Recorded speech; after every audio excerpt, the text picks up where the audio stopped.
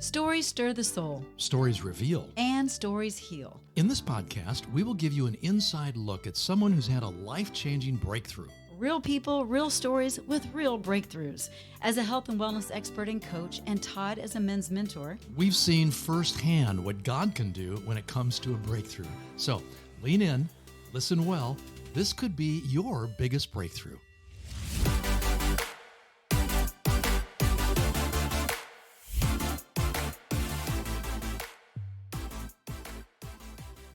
Hey there, and welcome to this episode of Your Biggest Breakthrough. I'm Wendy Pett. I'm Todd Isberner, and Wendy, I've been thinking lately. You do that a lot. I know I do, especially right before the show starts, right? But It's a setup, everybody. It's a setup. Well, yeah, it's so on our biggest breakthrough. Yeah. What I've discovered is that oftentimes you're really kind of like you're like the nexus for this show, don't you think? What? You're the nexus. I'm the nexus. Do you know what nexus means? I don't think so. I know it used to be a hair care product. Nexus. Okay. No, we're talking about something completely different than hair products. Okay. And don't worry, when I say that to you, I really mean that as a compliment because I had to go look up the word too. And we're going to learn a lot more about the word nexus in the coming 20, 30 minutes. But it basically means to bind and to connect. It's really a central link or connection. If you happen to be the nexus of something, you're right in the middle of it, like standing in the middle of an intersection. Oh, that'd be you. That's me. Well, I do like to get in the thick of things, and I do like to do. connect, and I love connecting with our guests, and I'm so excited that we're connected with today's guest. Well, on today's show, we're going to talk with our guest about the ways in which God has been using him as the founder of the Nexus Mountain Network. Just loaded the app. You'll hear more about that. Very, very cool. But we're going to find out how it came into being and how, when people are joined together in this sort of a nexus, how God is able to achieve his purposes through them once we're kind of united. And there are 7 mountains of influence we're going to talk about. I'm really excited to get into that. Yeah, this is going to be fantastic. So our guest today is Chad Hawley, and he is the founder and of the worldwide Nexus Mountain Network and the Nexus podcast. So if you are into podcasts, if you're listening to this one, go check out that one as well. But he has a Master of Business degree from Wayne State University and spent 20 years in part of the pharmaceutical industry. And he was in sales for all that time, and marketing and training and management. So he was definitely in a totally different space, but he is now the author of Purpose Will Save Your Life. And you're going to hear all about how his purpose is making a big wave. So welcome to the show, Chad. Welcome. We're so excited to have you on Your Biggest Breakthrough. Hi, thanks for having me. I'm excited to be here. Yeah, we're excited. Chad, you've got a great story. I peeked in a little bit on your stuff and just got a little flavor for what's going on. I'm really anxious to hear more, as our listeners are as well. But just let's start right out from the beginning. Like, what is your story, and how did this whole network, this Nexus Network thing, come about? Well, I think my story started in my 40s. So Really? based on, because I was like, we were cruising, my wife and I and our family was cruising for like 20 years. Love the Lord, love to be in different types of ministry. I've had success in business. Not only was I running in the pharmaceutical industry, at times I was bored because I had the capacity to do more. So I started other businesses using my creativity to achieve different successes on the professional level. But my story really starts a few years ago when I was cruising along and I got the phone call. I got the phone call from the doctor that nobody wants to get. And it's the doctor saying you have cancer. And so that was a surprise to me because I thought I was relatively healthy. You're worked out. What? You're young. Yeah. I mean, yeah. Well, I looked younger than what I usually am. Most people think I'm younger than when I am. But so I felt like, wow, this is a surprise. The doctor was surprised. Said, well, based on looking at you, you don't look like you have cancer. And so we went through this process that was, I would say, was difficult, but it wasn't devastating. And my faith was, I had what the Bible called that peace that passes all understanding. I really had it. I slept at night. I didn't think too much of it except for, okay, God's just going to do something. And so after I had 2 surgeries, and after the second surgery, the doctor said, okay, we're at a crucial point here. We're going to do another test in 30 days. And in this scan, if it shows something after your second surgery, it's not good. Wow. And what kind And of cancer were you diagnosed with? so it was, I had a lump in my neck, Hmm. and then I had some cancer in my throat. Hmm. And so it was up in this area. And so I had a surgery that ripped out all my lymph nodes in my neck. Oof. I had another surgery that was in my throat. And then that's where they said, we're going to do another scan to see if it spread beyond that. And so that's where it was like, okay, if it already spread in 30 days, that's aggressive and that's cause for alarm. And he said, but I don't think it's going to show up that way. I mean, because they were saying that all along, based on looking at you, and you're probably fine. And it just wasn't. It just kept getting more bad news. And so they do the scan, and I remember getting the call. I remember sitting in, I think it was a Home Depot parking lot, and the doctor tried to do small talk with me, and I knew this moment was significant. And I said, "Doctor, just get to it." And he said, "I'm sorry, Chad, but it's already spread. We found more." Mm. And that was crushing. So up until this point, I had all this peace of past understanding. He said, we could try radiation, we could try chemo, and we could try a third surgery to cut out part of your tongue. Oh, wow. And these were not good options. And so I was almost to the point, well, do I even bother? Do I even try this stuff? Do I try holistic options? And we're fans of that for sure, even though I was in the pharmaceutical industry. And so I went to a deep depression for about 2, maybe 3 days. And I asked the Lord one question. I said, God, why did you create me? And I waited. And I got an answer. At least I thought I got an answer. And the answer was that I got this idea that I was going to create a social network for Christians to connect, learn, and achieve God's purposes in society outside of the four walls of the church. Okay, this is weird because you're in the pharmaceutical industry. You've got other businesses going. You have cancer, and you're asking God, why did you create me? And then this thing starts to download in your head, social media type of thing. Explain that. Yeah, so I didn't see it as social media at all, actually, and it's not. It's actually a network of people. We just happen to have an app that serves as a tool to help us succeed. So it's a network of people, and we are coming together in unity. So when I get this idea, I'm like, what do I do with this idea? And so I was meditating on death. And so I decided I was going to use my creativity. That's what gave me success professionally. And I used this idea. I went on my computer, just like the one I'm looking at right now. And I went on there and I made a promo video, like a video trailer, like a movie trailer, 90 seconds about the future of my life, including this idea. Wow. And so I wrote a script for it. I'm like, who does that? Like, that's amazing. I don't know. Apparently I do. You do. Apparently I do. And I needed something. I needed hope. I needed to come out of this funk because I had a responsibility to my wife and my 4 children. Like, I can't just lay here. I can't let my kids see me lay here and wither away. And so I did. And all of a sudden, instead of thinking about death, I got all these ideas, and I did animations and voiceovers, and I wrote the script. I organized it because I see myself as a strong communicator. I've done that professionally. I enjoy that a lot. And so I put a lot of thought and put in sequence and order and something that'll make impact. And I made this 90-second video. And I took this 90-second video and I submitted it to my inner circle of people. And I said, agree with me that I will live and not die, and I will fulfill this purpose. So power of agreement, not just prayer, but agreement. Yeah, exactly. But you packed a lot into 90 seconds. I want to see that 90-second trailer. I'm telling you right now. I have it. I can put it here on this podcast if you don't mind. Well, I'll be honest. I do have it, and I have showed it to a couple of people, but it's so personal to me. Okay. Well, we won't. And it's like, I can't describe how personal it is, like almost like a thing between me and God.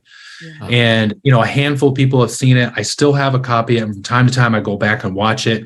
Or if I do show it to someone, I'll just show it on my phone because it's so personal to me that God knows me and that he knows us. And he really does have a purpose for us. Like, this is phenomenal. Well, I didn't really know at the time how like phenomenal it was, or I can't proclaim that I was this big, bold, faithful man. I was desperate. But somehow, some reason I did this, and I don't know why I did. Well, now I know why I did it. But at the time I was like, I need something to think I'm going to live and it's going to be okay. And so I did this. And so then once I did that and I submitted to my inner circle, Todd and Wendy, everything changed. So I ended up going down to MD Anderson in Houston, Texas, to one of the most prestigious cancer institutes in the world. And basically, I had 11 appointments lined up. They could have made $1 million off of me. And they were going to try to figure out all these ways to kind of keep me alive. And in my very first appointment with the very first specialist, he spoke to me like he was a prophet. And I'm not making this up. Wendy was there. She was in the room. He Wendy's examined wife. me. Not you. Yeah. There's another Wendy. Sorry. Yeah.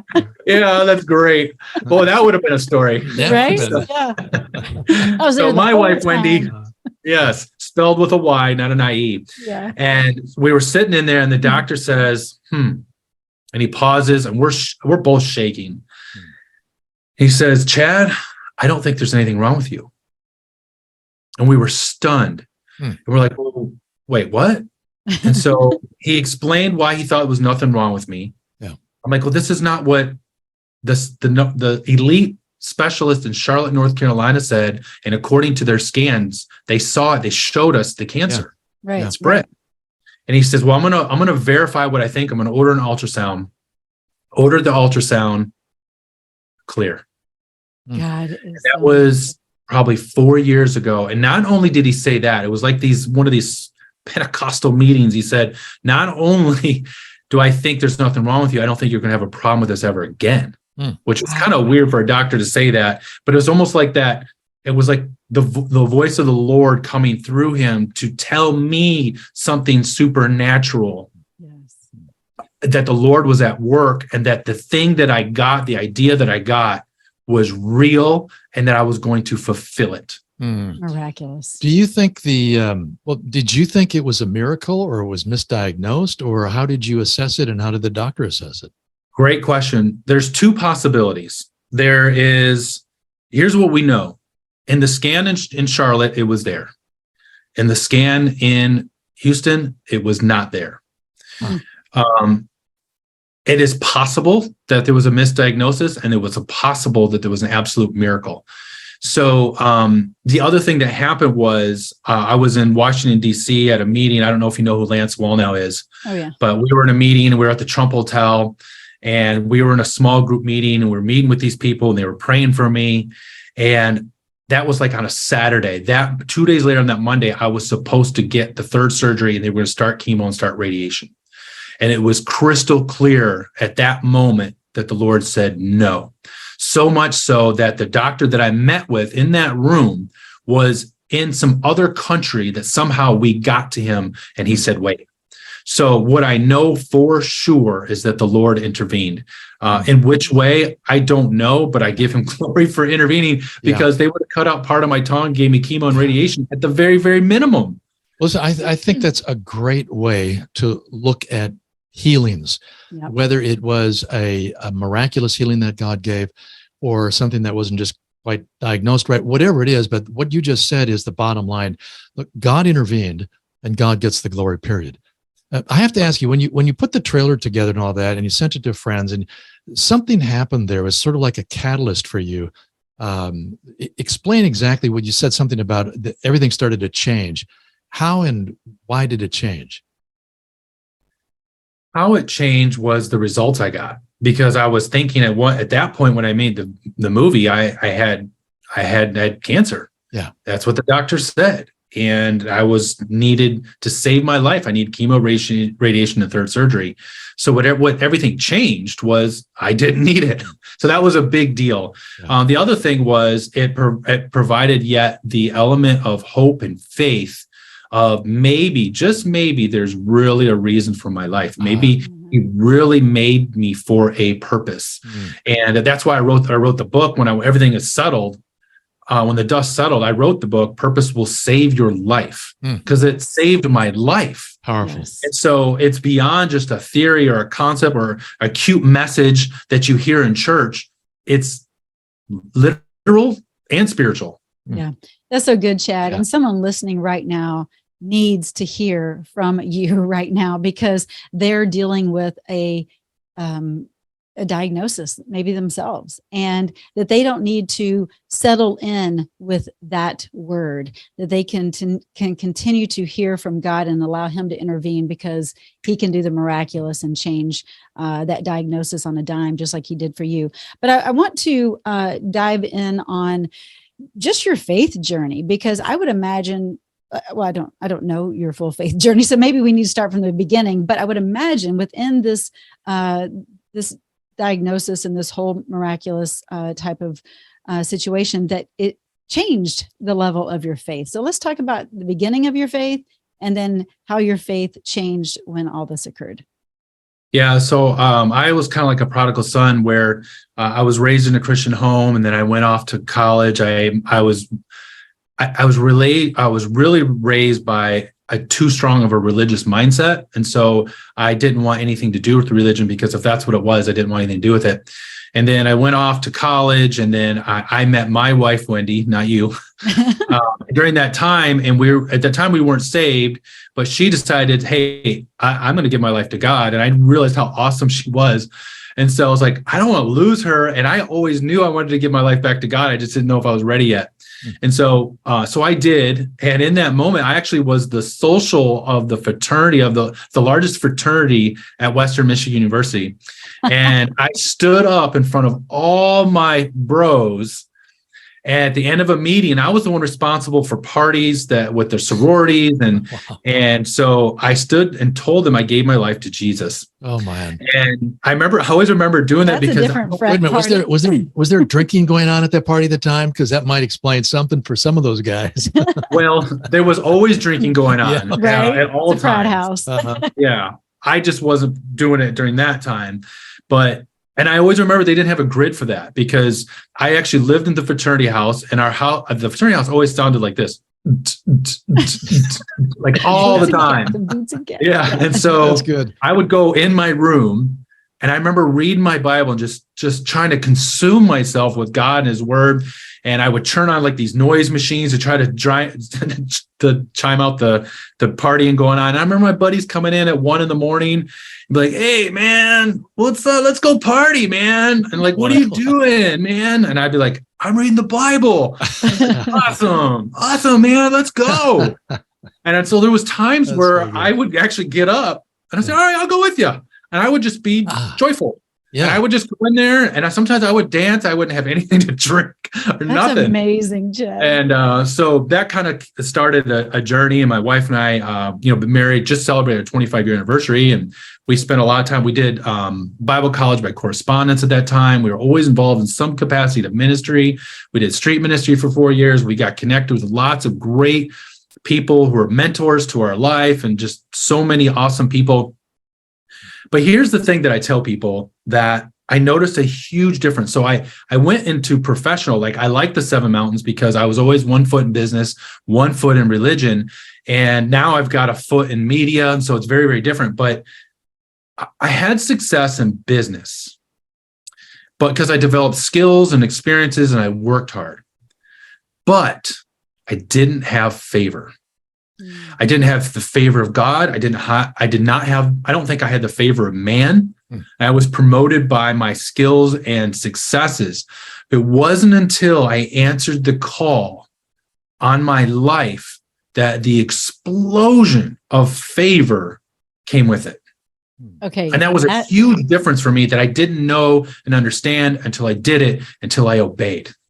I think that is so powerful, Chad, because I think it's just so human nature for the average person to want to do it on their own. And I've got this, and where's God in the equation? And when we fully surrender, because you were in a place that you had to, then that's when God can do what he does. And I think it's just such a beautiful message to. Yeah. A couple things hit me. One, I just got to go back because there's the happy. You're back at the frat Well, house. no, because he's the happy Jesus freak, Yeah, right. mingling with the pagans. I love it. And just basically witnessing to them through the presence of God in you. I just pause there for a moment because sometimes I think so many sanctified Christians want to avoid those things that they feel would just sort of discolor things for them. But we can be actually happy, Jesus-free Christians in the midst of all kinds of darkness, correct? Which is what you were. It is, and it's actually our calling. I mean, that's why I like Seven Mountains, because it's easy to go to church and be a Christian, but what are you supposed to do with all this information? And so going out into all these different elements and say more than ever, well, I think more than ever, at least my lifetime and probably yours, more than ever, that we need to be an influence outside of the four walls. We need to embrace the hurtful. Yeah. I mean, even all the issues that are going on in the world today with LGBTQIA, they are broken, desperate, painful. Like there's so much pain. And so, yes, it's wrong, but I also wonder, how do we bring a solution to those who are crying out for one versus just pointing at them and saying it's wrong? And that's what we did. We did street ministry for 4 years and we loved it. We would have bizarre conversations and allow the Lord to do wonderful, interesting things. And a lot of people didn't believe it. So we started videotaping the stuff that we were experiencing. And so that is critical, is to be out there and doing it. Because that's what Jesus would do. Yeah. That's just what he would do. Yes. We need to be more like Jesus. So well done, Chad. Yeah, not just refer Talk back to about yeah, exactly right. Yeah. So Chad, you Wendy had asked you, how did your faith change? And we got a good glimpse of that when you were diagnosed with cancer, and then you asked God, like, what am I doing here? And all of this download of your purpose, which was then fleshed out in that great trailer that you produced that you still refer to. But a lot of people are still caught somewhere in between. Like, well, I know that God has a purpose for me. I just don't really know exactly what that would be. Yeah. Why is it so hard for so many to really nail down what they believe is God's purpose? You're setting me up right now, because this is my core message. Okay, come on. So when I was in the pharmaceutical industry, one of the jobs that I had, I was the national sales trainer for the second largest pharma company in the world. And they brought people to me, and I did develop a skill that I now use for God's glory. And it was a cool skill. It was a really good job. And I developed training and workshops and programs and all this kind of stuff.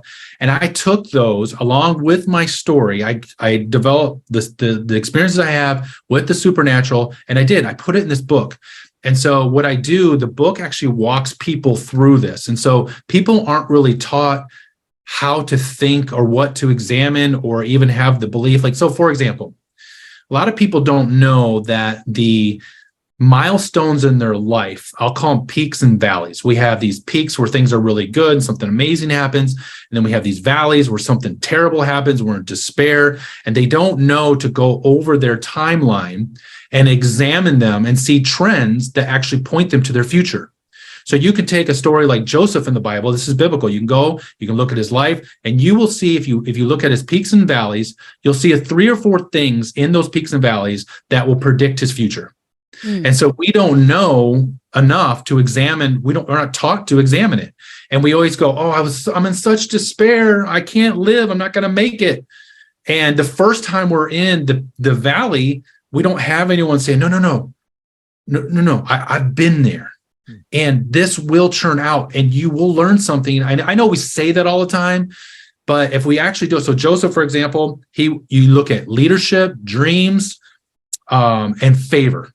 Like those 3 things, whether he was in the peak or valley, showed up later in his life to fulfill his purpose. Do the same thing with David. And so what I do is I teach people through the book that I teach them how to know what their circle of influence is, what their, in the app, we have a survey that actually you can take, and it tells them what their primary and secondary mountain is during this time. And it can change over time. That's biblical too, whether they go into government or media or whatever it is. And so people like going, oh my gosh, I just had a revelation. oh, I fit here. This is what my story looks like. This is the circle of service. This is who's supposed to be on my bus. Here's supposed to be off my bus. Here's the next thing I'm supposed to take now. And a lot of people, the last thing I'll say is this, because I went long there. Sorry. The last thing is one of the most important things is taking the first step. Because some people go, oh, I have a purpose. I don't know what it is. I don't know what I'm supposed to do. Well, take the first step. That's really something will materialize. All famous businesses do that.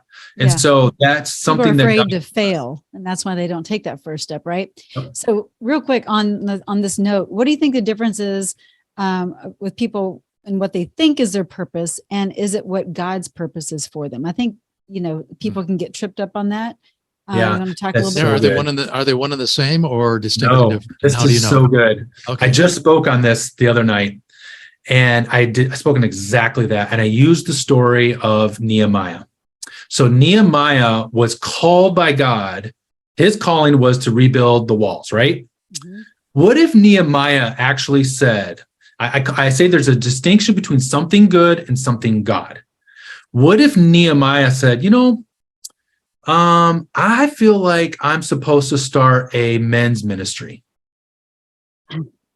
That sounds good. Yeah, right. It is good on the surface, but he was positioned on purpose. So if he examined his life, he had favor from the king of Persia. He was assigned as the cupbearer, which means he had to have trust with the king.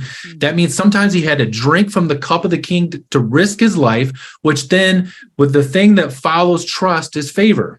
And so people don't realize that's why you examine it. That's why you examine these peaks and valleys in your life, because they're clues for your future. And that's an example of it. That's so good. And do you think sometimes people don't want to examine because the valleys aren't very fun to examine?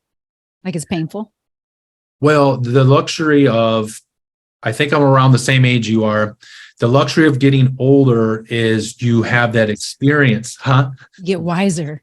Hopefully. And you have those experiences. The first time you go in the valley, you freak out. Yeah. So, and I've done it. And then the next time it's like, you still kind of freak out, but not as much. And so like now you've been through them, and then the reward is so much greater. And then you can teach the next group, and no one's teaching them that. Yeah. That's so good. I was just going to say, just on that note, because I'm with you on that, but I know like for me, with some of the patients I work with, right? Like we'll try to unravel some things, and they're maybe in their 60s and 70s, and they still have a hard time going and looking at that valley moment. And so maybe it just depends on the person too. It's not necessarily the years, but I'm really glad that you're so practical in the way you approach it, rather than just sort of ethereal and it's up there in the cloud somewhere, because it sounds like what you wrote in your book gives very practical explanation and also implementation, like how to get there. Same thing on the app, which really is, I work with a lot of men whose number one question is, I don't know why I'm here. Yeah. It's like, what's my real purpose? And a lot of times we get that mixed up with with the job that I have in life, which may not actually be my purpose. But I wanted to ask you, do you think over a period of time, especially when you get to my age, does the purpose change? Does it evolve? As you get older? Yeah. As you get older, right. Does it start out this way and then change over to that later on in life? Yeah, so that's a great question. And so if you notice earlier when I said you take this survey about your 7 mountains, that's why I specifically said right now. And things change. So for example, you could look at whether you're a fan of him or not, you could look at Donald Trump. Okay. Yeah. So at one point he was in a business mountain, and then he's in the government mountain, and then he's in the media mountain. And so he does move based on whatever that is. So if you're looking for a modern day Christian, one of my friends and mentors is Lance Wallnau. And so you look at his life. And so he started off in business. He was a pastor. He was in religion. He went to media, and then his media is about government. And so I do believe that God takes you on a journey. And so my first step in my purpose was hey, the next thing you're going to do about your purpose is you're going to build this thing called the Nexus Mountain Network. The thing is, I don't know where the end result is going to be, and I'm okay with it. I'm just going to choose to believe that I'm going to obey, and wherever he takes me from there is what I'll do. Because even when I started, I never thought about media. I never thought that I was going to do a show. And then all of a sudden, I had so much favor on our show. We're getting these world leaders on my show, and I'm like, I don't even have enough followers to get these awesome guests. And so I would use their platforms. I'd say, okay, I'd develop a good show with excellence. I give it to them, and then they would promote their show. And so then it would go from, hey, a handful of followers that I have to millions that they may have.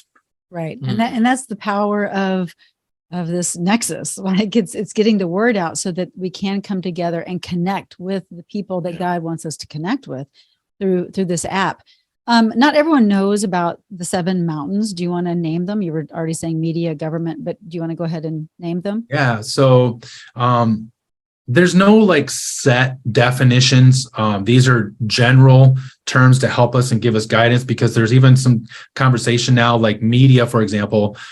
Is that really media, or is that now arts and entertainment? Because media has become entertainment. Yeah. So, but just for practical purposes, we're looking at business, government, media, arts and entertainment, family, religion, and education. Those are the 7. Yeah. So those are the major power influences that we're all exposed to, and we're all tapping into to some degree or another. And what you're doing with Nexus Mountain Network is connecting like-minded people who want to discover their purpose, be used of God, and then channel that through their areas of influence within those 7 mountains. Is that correct? It is. And so we have 3 pillars: connect together, learn together, and achieve together. Achieve is the most important thing we want to do. And so because of how early we are, we're not even a year old yet. And how early we are is we're already in achieve mode. Let me give you an example that you'll love. So because of the Nexus Mountain Network, recently my wife, Wendy, uncovered the promotion of pedophilia, rape, and incest at a local high school. It was awful. So because of the Nexus Mountain Network, we knew who to contact immediately, because we were all organized and categorized by these 7 mountains. So we reached out to media. We knew how to get in touch with the news. We reached out to people in education. We reached out to on the school board. We reached out to government. We got a hold of reached out to lieutenant governor. And so because of our network of people, we were able to stop the initiative in 48 hours. Wow. In addition to that, the next week went downtown to this auditorium in Charlotte, North Carolina, and a group of us within Nexus gave fiery speeches to the school board that went national. We were all over, like, you probably know the Officer Tatum show and Real Voice America. Like, while we were down to NRB, we were on those shows talking about those things. And as a result, the city said, we need a committee right now to deal with this issue. And because of Nexus, we were Christians in society achieving God's purposes. So that's an example of us rallying together of what we're trying to do. It's so much more than an app, but the app is a really good tool to help us. It's so powerful, Chad. And that is, I know, the divine appointment that God has on your life. And it's so exciting. Like, I can't even articulate what I envision for this network. And I'm sure you feel the same, but those of you listening, if you want to check it out, I implore you to do so, but it's nexusmountaintnetwork.com, where you can check it out and even get the app. But I think with that said, I was going to ask you for an example, and you just gave us an incredible one. But that's what we all need to do to unify as Christians and to make this world a better place. Do you happen to have another example? Just curious. I think one of the things that's really cool is, like, we have some friends who recently, with several of them that are in Nexus, that ran for political office. So we're talking about the government mountain. And when you do that, man, that is a tough one. Whew. I mean, the fear of man, the fear of failure, slander, like, so much energy goes into that. Rejection could play a role in that. And that is a hard thing. And I admire people for doing it. So we have all these people who run for office. And so what we do is we rally around them. We unify around them. We support them. We go out knocking on doors with them because we know who they are and what they stand for. And together, I mean, the Bible says, where there's unity, he commands a blessing. And so we believe that when we unify, those blessings will come. And so that's an example of, we know we can go right now into the Nexus Mountain Network app, for example. We can find everyone in this network with a click of a button. You can filter by mountain type. So if we want to know everyone in North Carolina that is in government, You can hit the filter button and it will give you all the people. It'll tell you who they are. It'll give you the information that they want to disclose about themselves. You can send a direct message to them, or they can post, hey, I'm running for state representative of, and we've had it. We've had people run for city council. We had people running for U.S. Congress. We had people running for state representative. We got behind them. I had them on my show to actually cascade their message to the local communities. And so that is a venue and a platform that we can do it without being censored as well. So when I post one of their shows on Facebook, no one will see it. Yeah, right. They won't. I mean, I just did a show with, I did a post with Sean Bowles. I did a show with him, and I posted on Facebook, and it was like, got no activity.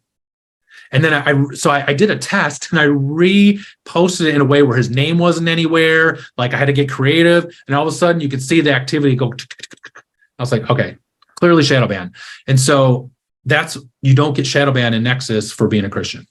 Okay. I have kind of an interesting or kind of tough question here to ask. So how are some of the people vetted, or are they? And the reason I even ask is because I think of wolf in sheepskin, right? Like, okay, this is a network of Christian quality people, but are they vetted? I don't know. It's just a question. Yeah, it's a great question. So there's a couple things. We have not done any marketing to grow it.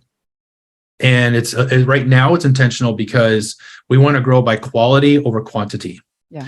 And so we want to grow by word of mouth, where somebody recommends someone else. Awesome. And then, so if they're in the app, you can actually see who they're connected to, who they're following. And if you see something in there, you can reach out to that person. Say, hey, do you know Wendy? And Todd will say, nope, I don't know Wendy. And so she is a bad apple. But in their profiles, they can put their web, like your web address, so you can see what they're doing. And so it's not perfect, but so far so good. We've had a couple people in there that were asking for money, but you can't post, like, you can't, like, if I become friends with Wendy or Todd or whatever, I can't send you like a porn pic. Right. I don't even have the capability. So it's a safer. And then what other thing happens, we have this thing where we self-police it. So if you see a post that's inappropriate or something, you can hit a button and you report it. Okay. And it pulls it.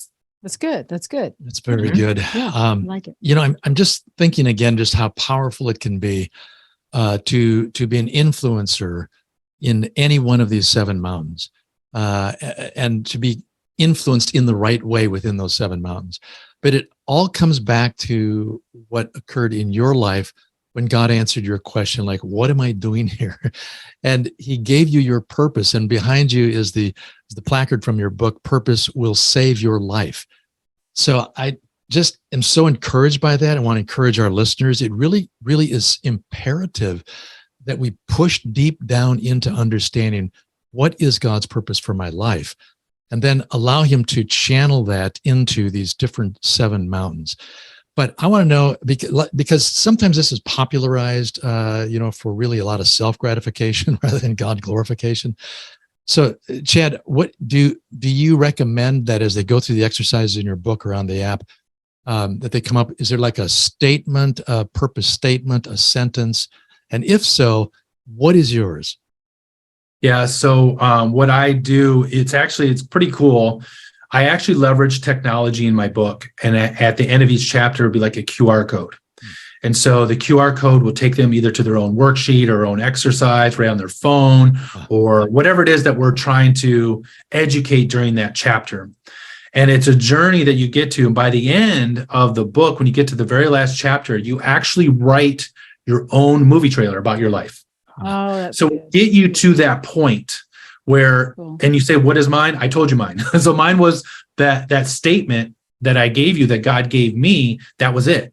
And so we teach people how to keep it simple, to the point, but we get them to a place where they have enough information to get there, versus just saying, all right, write your movie trailer. And like, I don't know what to write. Well, the previous 15 chapters, you're ready. And you're like, okay, I got this. I know what I'm supposed to do. And then what it does is, and the thing of the book says how to find your purpose and what steps to take now. It's not going to solve all your problems, but it will tell you what to do now to take that next step. And that's really, really important. That's awesome. So cool. I love it. I love it. Good, man. Chad, we thank you so much for being on Your Biggest Breakthrough. This was very enlightening. We're encouraged. We're just inspired. And I know the listeners are as well. So if you could just kind of, I guess, sum up your life with one word. I know this is one of those fancy little questions that everybody hates, but if you could kind of sum it up in just kind of one or two words, what would you say? I would say my two key messages right now that God's calling me to say is purpose and courage. Purpose and Don't be courage. afraid. Love it. It's good. So good. God bless you, Chad. Get And the thank book. you. Yep. Get the book. Get the app. And real quick. Oh, do they go to Nexus Mountain Network to get the book?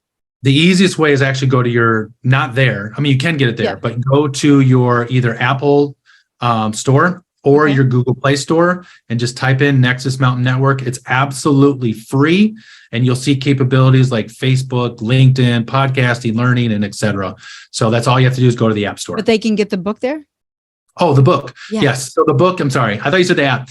My bad. So yes, the book can be found at nexusmountainnetwork.com. It can also be found on Amazon.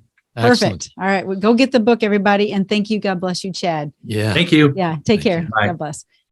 Wow. That was super fun. Okay. Can you imagine that you're in this place with your life and all of a sudden you're like, God, what do you, Yeah, why am yeah. I even here? And to hear that kind of a message Well, it makes me and wonder. to take action on it.